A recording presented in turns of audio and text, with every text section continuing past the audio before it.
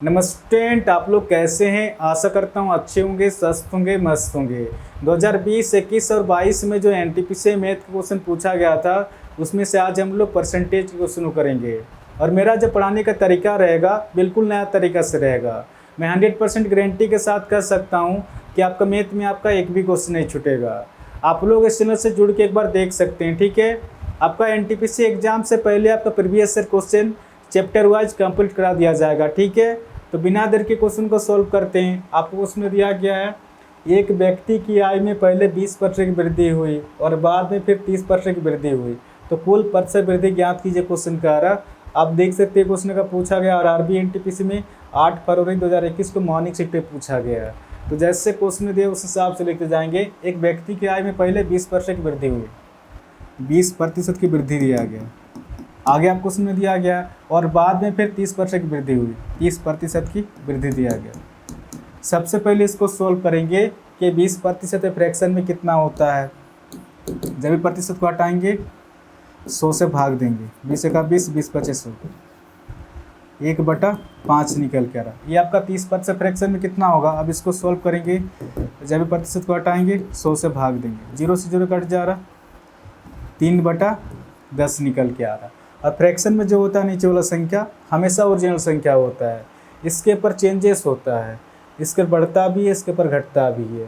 ये क्वेश्चन के ऊपर डिपेंड करता है कि आपको क्वेश्चन में क्या दिया गया था। क्वेश्चन में दिया गया है एक व्यक्ति की आय में पहले 20% की वृद्धि क्वेश्चन का रहा है। अगर किसी व्यक्ति को वेतन अगर 5 रुपये मिलता होगा तो इस 5 का 20% वृद्धि हो रहा है, तो इस 5 का 20% कितना होगा, 1 होगा। 1 रुपये की वृद्धि हमेशा ऊपर संख्या निकल के आता है, आप निकाल के भी देख सकते हैं। इस 5 का 20%, जब 20% को फ्रैक्शन में सोल्व करेंगे 1/5 आएगा। 5 से 5 कट जा रहा है, आप देख सकते हैं यहाँ पर भी 1 है और यहाँ पर भी 1 है, यानी कि इस 5 का 20% वृद्धि हो रहा है। तो इस 5 का 20% कितना निकल गया, 1 निकल कर 1 की वृद्धि। तो जैसे 5 में 1 जोड़ेंगे, अब उस व्यक्ति को वेतन कितना रुपये मिलेगा, 6 रुपया मिलेगा। कुछ नहीं करना, जब वृद्धि देगा तो नीचे वाला संख्या से ऊपर संख्या जोड़ देंगे, जब कमी देगा तो नीचे वाला संख्या से ऊपर संख्या घटा देंगे।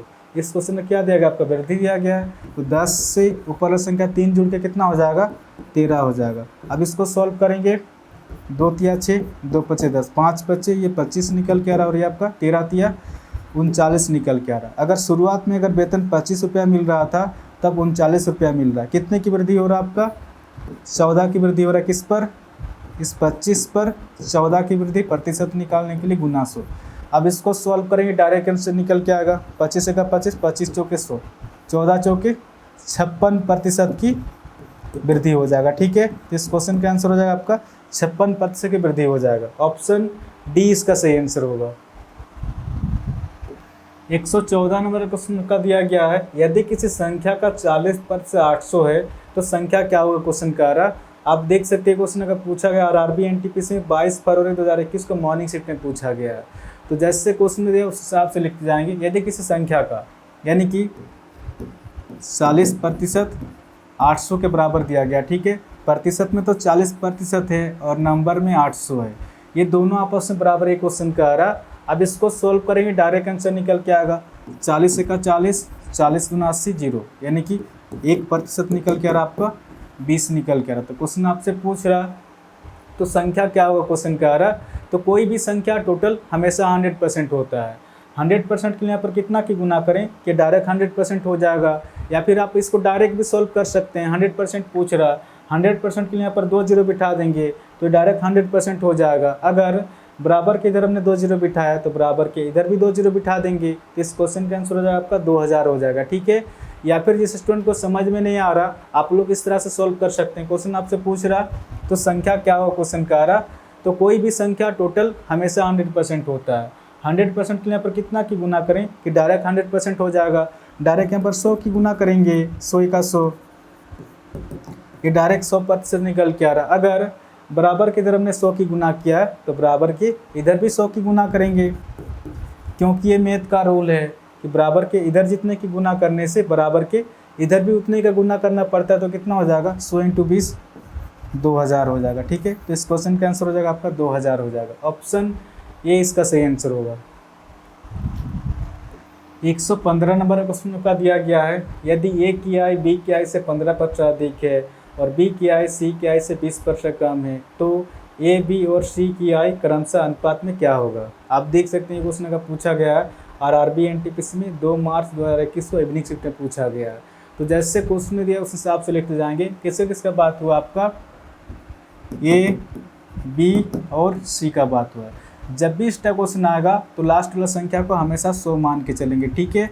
100 इसलिए लिया जाता है क्योंकि इसमें कैलकुलेशन ईजी होता है, इस वजह से हमेशा 100 लिया जाता है।